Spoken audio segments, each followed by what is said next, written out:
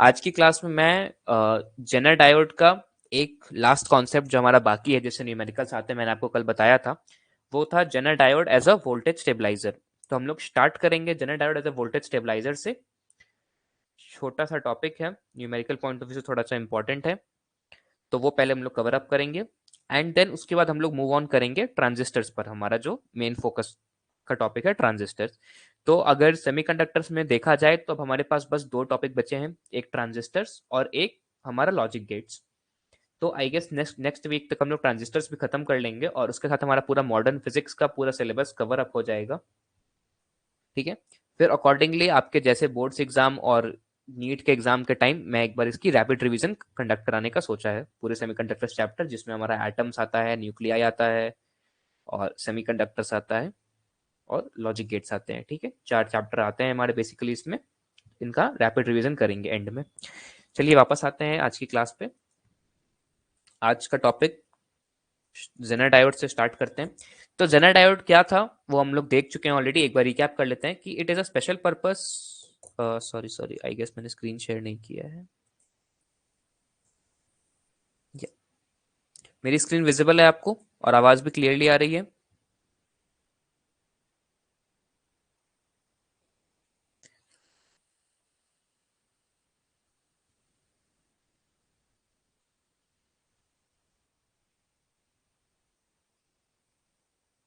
चलिए बढ़िया। हम्म, तो जेनर डायोड का एक बार रिकैप करते हैं। It is a special purpose diode design to operate under the reverse bias in the breakdown region में कंडक्ट करता है and used in voltage regulation. इसका काम क्या होता है? वोल्टेज को रेगुलेट करने में इसका काम होता है। जनरल डायोड का सिंबल कैसा होता है? ये हमारा जनरल डायोड का एक स्पेशल सिंबल है। जैसा हमारा जनरल डायोड होता था, पीएन जंक्शन डायोड जो होता था, वो एक स्ट्रेट लाइन यहाँ पे होती थी। जनरल डायोड में स्ट्रेट लाइन को थोड़ा सा कर्व कर दिया गया है दोनों साइड से, आप लोग देख सकते हैं। तो ये हमारा जनरल डायोड का सिंबल होता है। ठीक है। Next, Zener diode as a voltage regulator. अब आते हैं कि जेनर डायोड हमारा एज अ वोल्टेज रेगुलेटर कैसे काम करता है, कैसे वो वोल्टेज को रेगुलेट करता है। आप लोगों ने घर में आपके फ्रिजेस होंगे, फ्रिज होंगे, आजकल सभी घर में फ्रिज होते हैं।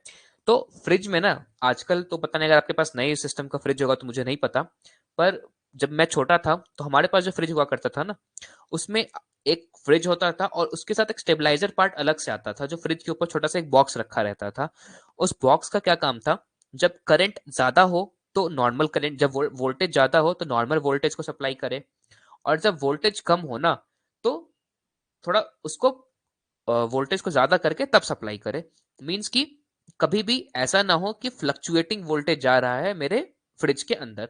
उससे क्या होता था? फ्रिज के कंपार्ट्स और कंपार्ट्स जो होते थे उन सबके खराब होने का डर होता था। ठीक है। तो इस चीज को में जो यूज होता था वो था हमारा स्टेबलाइजर। स्टेबलाइजर के अंदर एक्चुअल में ये जेनर डायोड फिटेड होते थे, जो वोल्टेज को रेगुलेट करते थे, फ्लक्चुएटिंग वोल्टेज को रेगुलेट करते थे। कैसे रेगुलेट करते थे उस चीज को देखते हैं। तो देखो, द अनरेगुलेटेड डीसी वोल्टेज हमारे यहाँ पे है फ्लक्चुएटिंग इनपुट। ठीक है, ये अनरेगुलेटेड डीसी वोल्टेज है मेरा यहाँ पे। Is connected to the zener diode through a series resistance R S. ये मेरा सीरीज रेसिस्टेंस आर एस है और ये में है मेरा जेनर डायोड। ठीक है। तो ये फ्लक्चुएटिंग इनपुट जो है मेरा, ये कनेक्टेड है मेरे जेनर डायोड से एक सीरीज रेसिस्टेंस आर एस के through, such that the zener diode is reverse biased. Of course आप देख सकते हो जेनर डायोड रिवर्स बायस्ड है। इसका पता कैसे चलेगा? लास्ट क्लास में हमने डिस्कस किया था कि करंट यहां से निकल करके आया, आई करंट समथिंग यहाँ पे आया, यहाँ पे करंट यहाँ पे डिस्ट्रीब्यूट हो गया, और ये जो करंट जा रहा है ना डायोड में, वो इसके किसको फेस कर रहा है? इसके ऑब्स्टिकल वाले पार्ट को फेस कर रहा है। ठीक है। ये एन जंक्शन है, ये पी जंक्शन है। यहाँ पे आप देख सकते हैं, अगर इसको सीधा करेंगे तो ये वाला पार्ट पी बनेगा और ये आगे वाला पार्ट एन बनेगा। तो जब करंट मेरा एन पार्ट को, एन जंक्शन को पहले टच कर रहा है, तो हम लोग कहते हैं कि रिवर्स बायस में। तो पहली लाइन से क्लियर है कि जेनर डायोड जो है मेरा रिवर्स बायस में कनेक्टेड है मेरे फ्लक्चुएटिंग वोल्टेज से। अब क्या है? If the input voltage increases, the current through R S and zener diode also increases. अब सपोज कीजिए क्या हुआ कि जो फ्लक्चुएटिंग वोल्टेज है, इसका इनपुट को मैंने इंक्रीज किया। ठीक है, वी की वैल्यू यहाँ पे समथिंग वी रहा होगा, इसकी वैल्यू को मैंने बढ़ाई। अब वी की वैल्यू बढ़ाने से क्या होगा? मैं जितनी ज्यादा वी की वैल्यू बढ़ाऊंगा उतना ज्यादा क्या होगा? मेरे पास करंट जनरेट होगा। क्यों करंट जनरेट होगा वी की वैल्यू से करस्पॉन्डिंग में? क्योंकि बहुत सिंपल सा लॉजिक है। मेरे पास V is equal to I R है, ठीक है। आर पूरे सर्किट में मेरे पास कांस्टेंट है, मैं उसे कोई छेड़छाड़ नहीं कर रहा हूं। तो ओम्स लॉ में मेरे पास बनता है V डायरेक्टली प्रोपोर्शनल टू आई। अब मैं जितना करंट वो मैं जितना बढ़ाते जाऊंगा मेरे पास उतना ज्यादा करंट का आउटपुट आते जाएगा, ठीक है। तो यही चीज यहाँ कही गई है कि जब मैं इनपुट वोल्टेज को अपने बढ़ाऊंगा ना तो क्या होगा, साइमल्टेनियसली मेरे पास करंट की वैल्यू बढ़ेगी।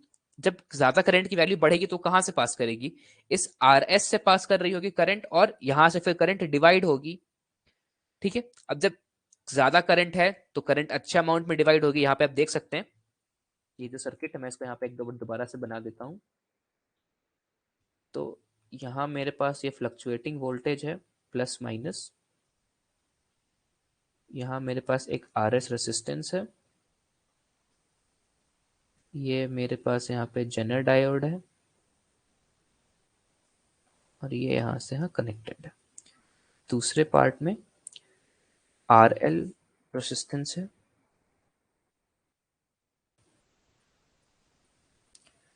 ठीक है।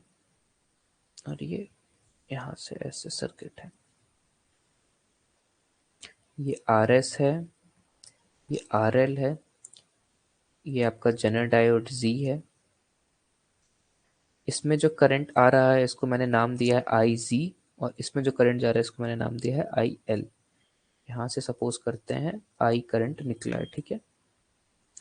और इतना ही, ठीक है। तो देखिए अब जैसे जैसे यहाँ पे मैं वोल्टेज की वैल्यू को बढ़ाया, मैंने क्या कहा कि ये मेरे आउटपुट करंट की वैल्यू बढ़ रही है। करंट यहां से यहां आया, इस पॉइंट पे आकर के क्या होगा, करंट का ब्रेकडाउन होगा आई जेड और आई एल में। आई जेड क्या है, जो जेनर करंट है, जो जेनर डायोड में करंट जा रहा है उसको आई जेड कहते हैं, जेनर करंट। और ये जो आर एल है ना, ये आर एल मेरा बेसिकली लोड रेसिस्टेंस कहते हैं इसको हम लोग। इसको क्या कहते हैं, इसको कहते हैं लोड रेसिस्टेंस। लोड रेसिस्टेंस क्यों कहते हैं, क्योंकि ये ना इस डायोड के पैरेलली में कनेक्ट किया गया है, ये सीरीज है इसलिए इसको सीरीज करंट कहते हैं, क्योंकि ये डायोड के सीरीज में कनेक्टेड है। इसको कहते हैं हम लोग सीरीज रेसिस्टेंस। और ये रेसिस्टेंस मेरा पैरेलल में कनेक्टेड है तो इसको लोड रेसिस्टेंस कहते हैं। अब आईजेड मेरा क्या बताता है, जेनर करंट। आईजेड की वैल्यू होती है जेनर करंट, जो जेनर डायोड में मेरे पास करंट जा रहा है। और आई एल की वैल्यू होती है मेरे पास लोड करंट, ठीक है। तो अब जब आई की वैल्यू मेरे पास ज्यादा होगी तो जाहिर सी बात है कि आई जेड और आई एल ज्यादा होगा, यानी कि आई जेड की वैल्यू भी बढ़ रही है, यानी कि जो जेनर डायोड में करंट जा रहा है वो भी बढ़ रहा है, ठीक है। ये था मेरा पूरा बैक स्टोरी। अब आते हैं आगे की कहानी पे। This increase the voltage drop across R S without any change in the voltage across the zener diode. अब इससे क्या हुआ, this increases the voltage drop across R S का मतलब क्या है कि आर एस के अराउंड जो वोल्टेज ड्रॉप है वो बढ़ गया। वो क्यों बढ़ा, क्योंकि ऑफकोर्स वोल्टेज की वैल्यू बढ़ रही है तो वोल्टेज ड्रॉप भी आर एस के अकॉर्डिंगली उतना ही बढ़ेगा, without any change in the voltage across the zener diode. पर जेनर डायोड के अक्रॉस कोई वोल्टेज का ड्रॉप नहीं आया। ड्रॉप क्यों नहीं आया, देखो क्या हुआ। सपोज करो ये मेरे पास 5 वोल्ट की मैंने यहाँ पे पहले बैटरी कनेक्ट की थी, ठीक है। 5 वोल्ट की बैटरी कनेक्ट की, इससे 1 एम्पियर का करंट जा रहा था, ठीक। तो यहां से कुछ करंट पास कर रहा था, यहाँ का वोल्टेज ड्रॉप क्या होता इस पॉइंट का, आर एस इंटू आई। आई की वैल्यू में 1 एम्पियर पहले मान के, ठीक है। तो आर एस इंटू 1 था वोल्टेज ड्रॉप। अब क्या हुआ, मैंने 5 से इंक्रीज करके 10 वोल्ट कर दिया इस चीज को।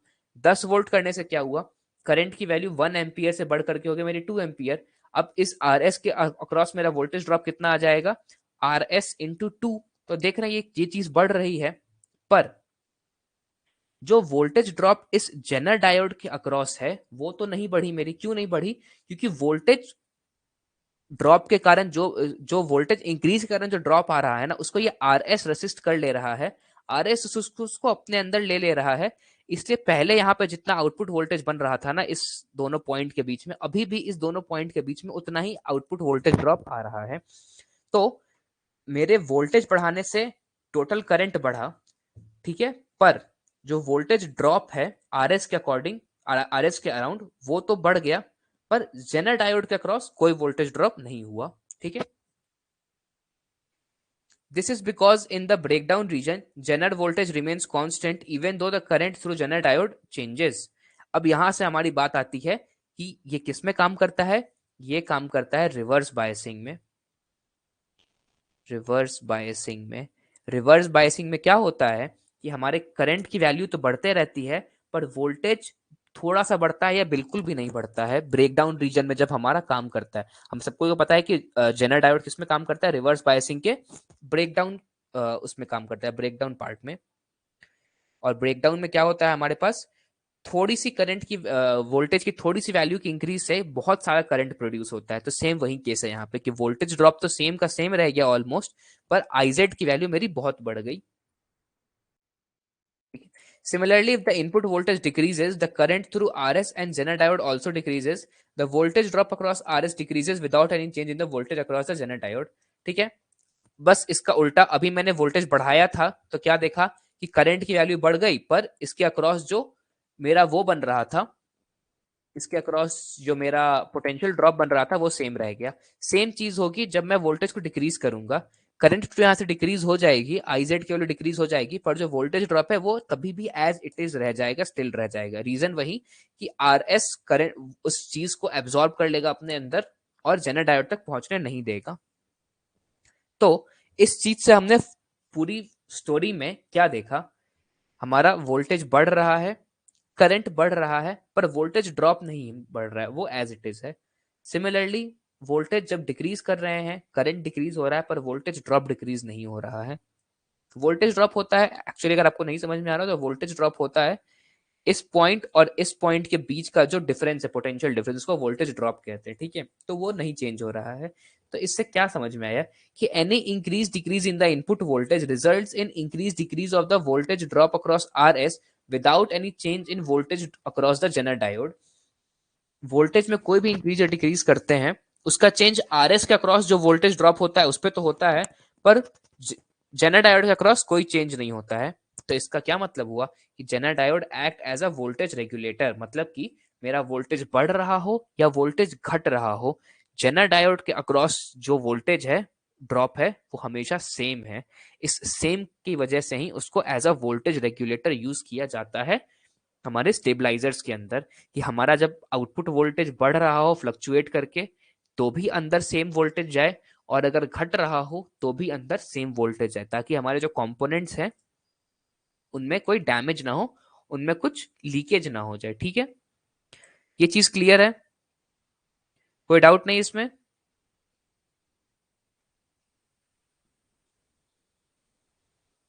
Jenner diode as a voltage regulator clear है? इसके न्यूमेरिकल्स मैं आपको कराऊंगा नेक्स्ट वीक में, तो उससे आपको समझ में आ जाएगा और अच्छे से कि ये चीजें काम कैसे करती है। जब हम लोग वैल्यूज पे खेल रहे होंगे तो और अच्छे से वो रियलाइज हो जाएगा।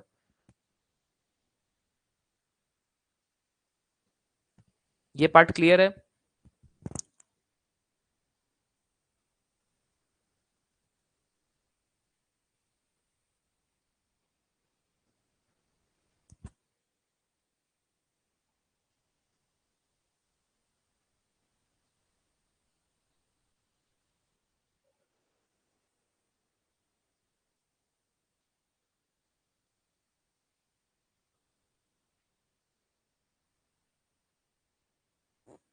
दीपिका, ये पार्ट क्लियर है बेटा?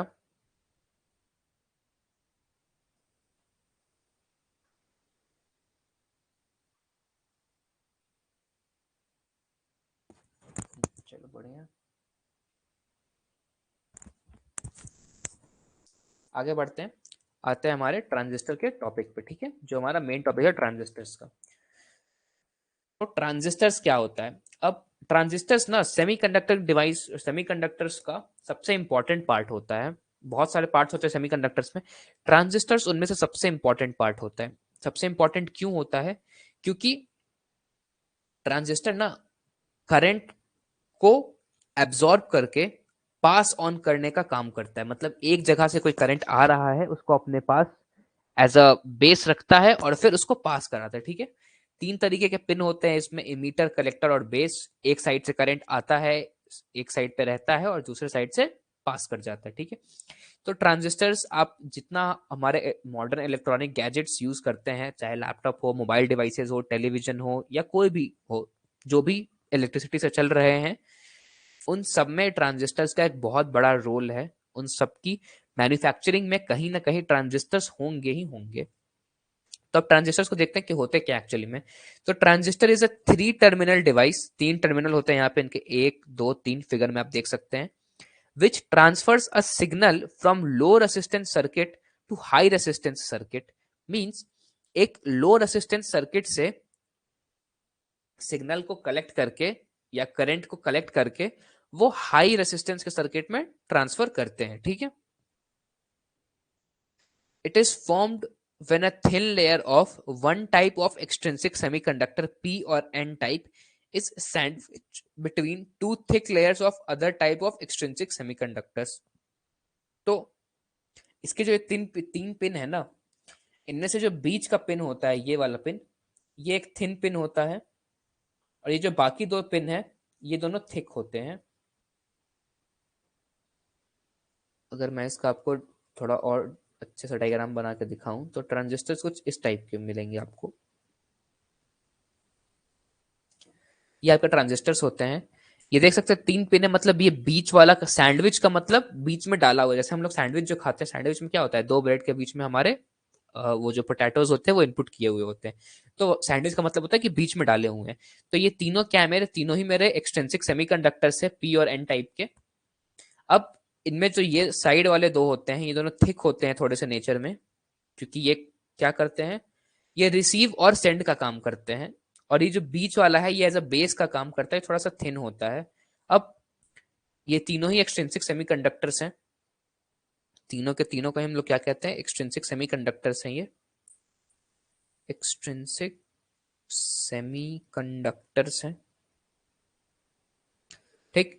अब इसके 2 कॉन्फ़िगरेशन बन सकते हैं, या तो 2 n के बीच में एक p आप इंसर्ट किए हुए हो, ये n हो, ये p हो और ये n हो, या फिर 2 p के बीच में आपने एक n इंसर्ट कर रखा हो, या तो ये p हो, ये n हो और ये भी क्या हो, p हो। तो 2 कॉन्फ़िगरेशन बने, npn ट्रांजिस्टर्स और pnp ट्रांजिस्टर्स। यही ट्रांजिस्टर्स के 2 टाइप होते हैं, 2 मेजर टाइप ऑफ ट्रांजिस्टर्स जो बन सकते हैं तो यही होते हैं, पीएनपी ट्रांजिस्टर्स, जहां पे कि एन जो सेमीकंडक्टर होता है, एन टाइप सेमीकंडक्टर, वो सैंडविच होता है किसमें, 2 पी टाइप के बीच में, और एज अ बेस काम करता है। या फिर एनपीएन ट्रांजिस्टर्स, जिसमें कि क्या होता है, जो पी टाइप का आपका सेमीकंडक्टर है वो सैंडविच होता है 2 एन टाइप सेमीकंडक्टर्स के बीच में और एज अ बेस काम करता है, ठीक है। यही थी ट्रांजिस्टर्स की बात। ये जो बेसिक ट्रांजिस्टर्स थे वैसे ही होते हैं, ठीक है। There are 2 types of transistors, NPN transistor जो मैंने आपको बताया, if a thin layer of P type, जो बीच का लेयर है thin layer P type semiconductor, is sandwich between 2 thick layers of N type semiconductor, 2 N type के बीच में सैंडविच किया, then it is known as NPN transistor. NPN transistor इसको कहा जाता है, ठीक है। ये इसका ब्लॉक डायग्राम है, ब्लॉक डायग्राम है ये इसका, और ये इसका सर्किट डायग्राम है। जब भी आपको इलेक्ट्रॉनिक्स में या कहीं भी आपको रिप्रेजेंटेशन करना होगा ना, ट्रांजिस्टर को ऐसे रिप्रेजेंट किया था, ये इसका सिस्टमेटिक तरीका है। और ये हम लोग जो ब्लॉक में रिप्रेजेंट करते हैं, एक एन, एक पी, एक एन, देख सकते हैं 2 एन थिक है, एक पी थिन है। ये इमीटर होता है, एक साइड को इमीटर कहते हैं ई, एक साइड को कलेक्टर कहते हैं और इसको बेस कहते हैं। आगे इसके बारे में हम लोग पढ़ाई करेंगे अभी। और ये इसका रिप्रेजेंटेशन होता है एनपीएन ट्रांजिस्टर्स का। ये करंट के डायरेक्शन को दिखाता है, इसके बारे में भी हम लोग आगे बात करेंगे कि करंट कैसे पास करता है, ठीक है। तो अभी के लिए समझ लो कि ये जो ई है ये इमीटर है, ये जो सी है ये कलेक्टर है, ये जो बी है वो क्या है, बेस है। चलिए आगे आते हैं। Second type of transistors PNP transistors हो गया मेरा। If a thin layer of N type, thin layer किसका है, एन टाइप सेमीकंडक्टर का, ये N type is sandwiched between 2 thick layer of P type semiconductor, ये पी है ये पी है, दोनों थिक है, दोनों के बीच में एन को सैंडविच किया गया है, then it is known as PNP transistor. इनको कहते हैं हम लोग पीएनपी ट्रांजिस्टर्स। ये हो गया इसका ब्लॉक डायग्राम और ये हो गया इसका सर्किट डायग्राम, ठीक है। यहाँ पे इलेक्ट्रॉनिक्स में कहीं ऐसा बनाया हुआ होगा तो मतलब ट्रांजिस्टर यहाँ पे एग्जिस्ट कर रहे हैं। अगेन ये आपका इमीटर है, कलेक्टर है और ये बेस है। जो दोनों पी हैं वो इमीटर और कलेक्टर का काम करते हैं, और जो बीच का बेस है, जो एन ट्रांजिस्टर है, वो बेस का काम करता है। ये इसका सर्किट डायग्राम है। अगेन ये वाला जो पार्ट है एरो, ये डायरेक्शन को दिखाता है। इसका मतलब क्या होता है ये आगे की स्लाइड्स में हम लोग देख रहे होंगे। ठीक है, तो यहां से एक चीज जानने को क्या मिली कि ई, बी और सी तीन टाइप के इसके पार्ट्स हैं। क्या होते हैं दोनों? इमीटर, बेस और कलेक्टर। ठीक है, ये जो इमीटर होता है ये क्या होता है? ये आपका थिक होता है। ये जो बेस होता है ये थिन होता है। और ये जो कलेक्टर होता है ये भी क्या होता है? ये भी आपका थिक होता है। ठीक है, तो इमीटर और कलेक्टर के बीच में हमारा बेस को सैंडविच करके रखा जाता है। अब इसी में या तो आप इसको पी एन पी बना दीजिए, या फिर आप इसको एन पी एन बना दीजिए। तो दो टाइप के आपको ट्रांजिस्टर्स मिल जाते हैं, एनपीएन ट्रांजिस्टर्स और पीएनपी ट्रांजिस्टर्स। क्लियर है ये? यस सर क्लियर है, बट आपके पास मैसेज जा ही नहीं हो रहे। कभी कभी लेट हो जाता है बेटा, सर्वर कभी कभी स्लो काम करता है, तो मैसेजेस आपके पास से डिलीवर हो जाती है पर मेरे पास आने में थोड़ा टाइम लग जाता है। खैर, ये पार्ट क्लियर है ट्रांजिस्टर्स का। इंट्रोडक्शन, पीएनपी क्या होता है, एनपीएन क्या होता है, ईबीसी क्या होता है आपका, इमीटर बेस और collector junctions.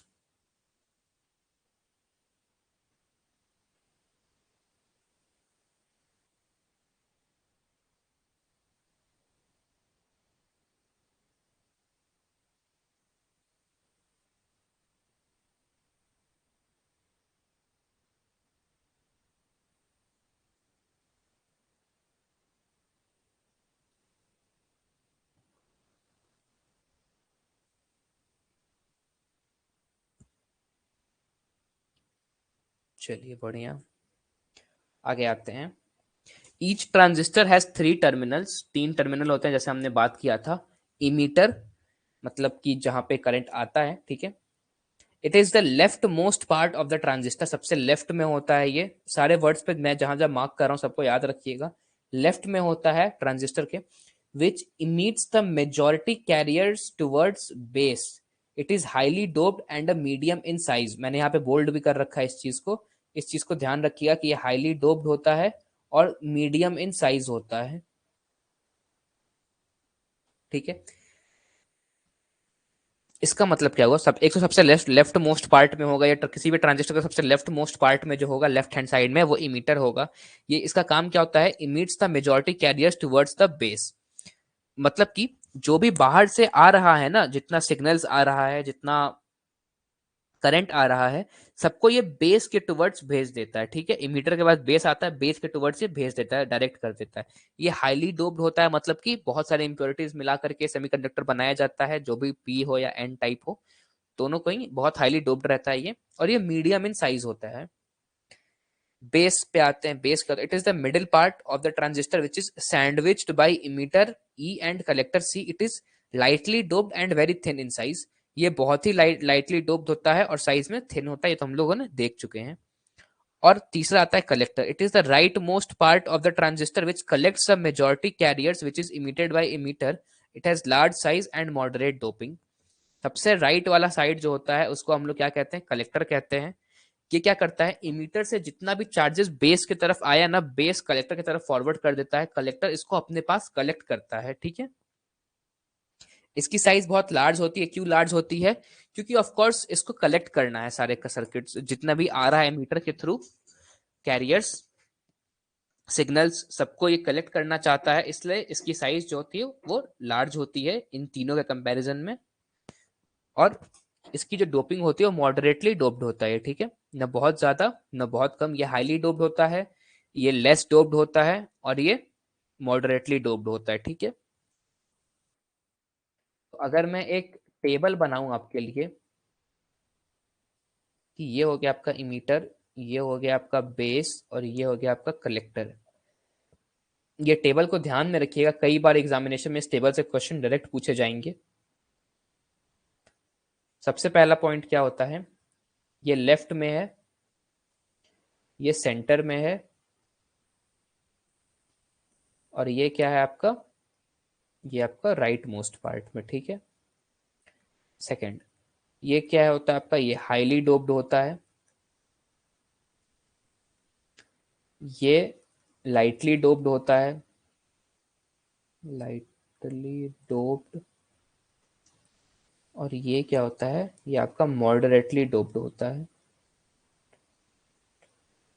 Dope, moderately doped का मतलब है ना ज्यादा ना कम, इससे थोड़ा सा कम, इससे थोड़ा सा ज्यादा, ठीक है। तीसरी पार्ट, ये क्या होता है, ये होता है medium in size, medium in size, ये होता है वेरी थिन, और ये क्या होता है, वेरी लार्ज। लार्ज क्यों होता है, क्योंकि इसको कलेक्ट करना होता है, फॉर कलेक्शन ये लार्ज होता है, ठीक है। अब लास्ट पार्ट, इसका काम क्या होता है, फोर्थ पॉइंट, इनका इसका काम क्या होता है, ये बेस के थ्रू जो भी मेजोरिटी चार्ज कैरियर्स होते हैं उसको बेस बेस के थ्रू एमिट करता है। तो emits majority charges towards the base, और इसका काम क्या होता है, collects all the majority charges coming from base. ये बहुत इंपॉर्टेंट है आप लोगों के लिए, इस चीज को जरूर से जरूर ध्यान में रखिएगा, ये टेबल को, डिफरेंसेस बोर्ड्स के एग्जाम में और हमारे नीट के अंदर भी इस टेबल से डिफरेंसेस बहुत बार पूछे जाते हैं। कौन किस पोजीशन पे है, कौन हाईली डोप्ड है, किसकी डोपिंग कैसी है, किसका साइज कैसा है और किसका काम कैसा है, ठीक है। ये पार्ट क्लियर है, इमीटर बेस और कलेक्टर का पार्ट, कोई डाउट नहीं बेटा इसमें।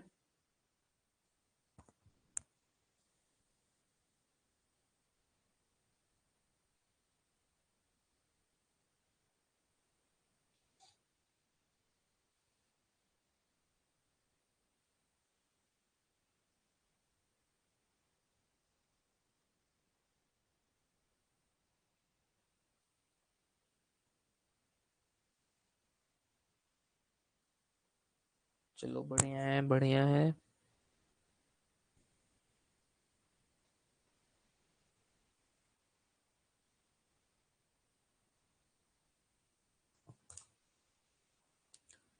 अब थोड़ा सा और डिटेल में घुसते हैं इनके अंदर।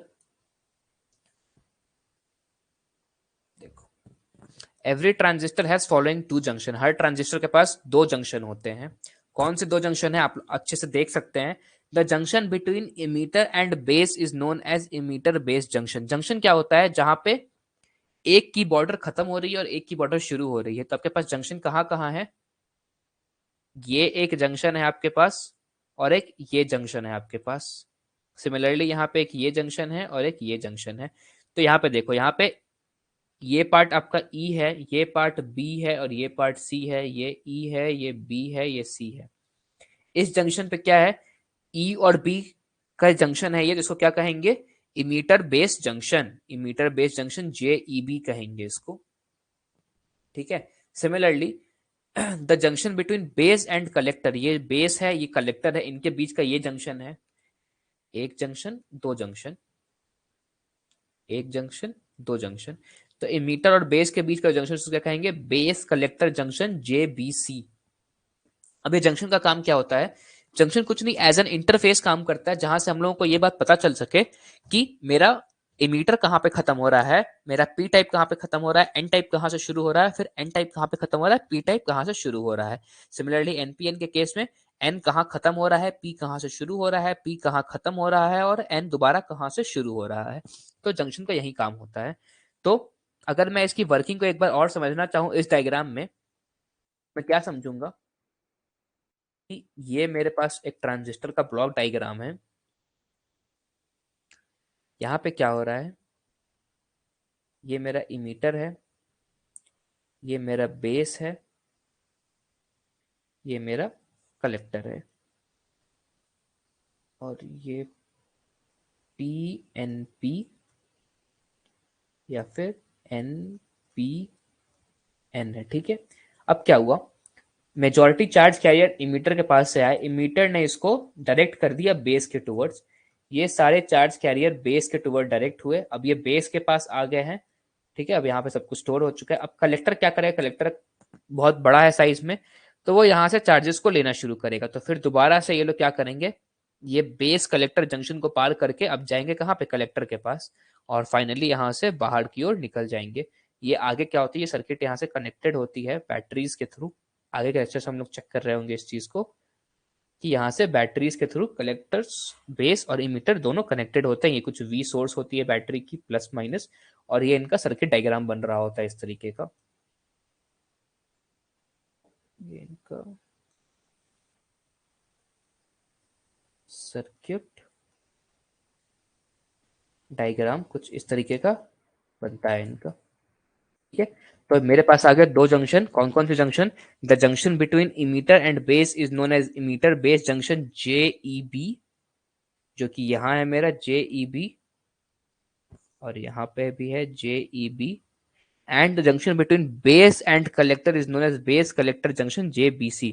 EB मतलब इमीटर बेस, BC मतलब बेस कलेक्टर, तो ये क्या हो गया JBC, और ये भी हो गया आपके पास JBC। क्लियर है यहां तक बेटा, कोई डाउट नहीं इसमें?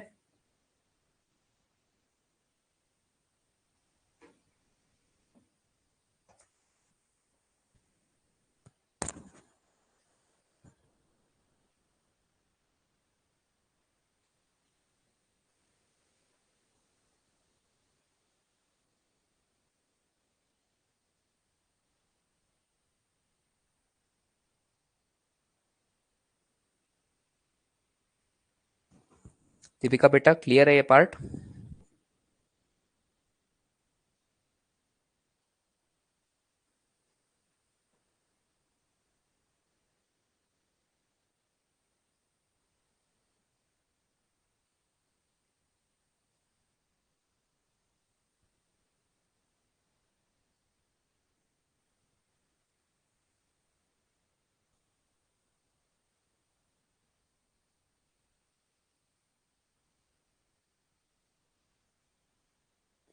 यस, चलो तो एक बार पूरे ट्रांजिस्टर्स को हम लोग रिकैप कर लेते हैं कि पूरे ट्रांजिस्टर्स में अब तक हम लोगों ने क्या पढ़ा है।